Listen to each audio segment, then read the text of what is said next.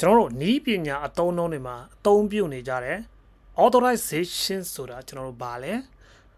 authorization ဆိုတာကကျွန်တော်တို့ခွင့်ပြုချက်သတ်မှတ်ပေးတာကို authorization လို့ခေါ်တယ်သူကလူမှန်ဖြစ်ကြောင်းစစ်ဆေးပြီးတဲ့နောက်ကျွန်တော်တို့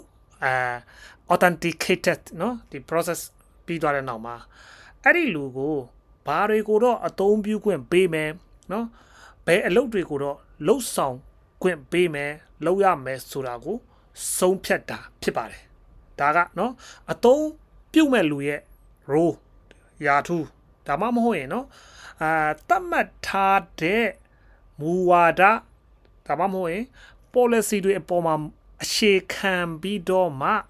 ဒီခွင့်ပြုချက်တွေကိုစီမံခန့်ခွဲပေးတဲ့ process ဖြစ်ပါတယ်ဒါကိုကျွန်တော်တို့ authorization ခွင့်ပြုချက်သတ်မှတ်ခြင်းလို့ခေါ်ပါတယ်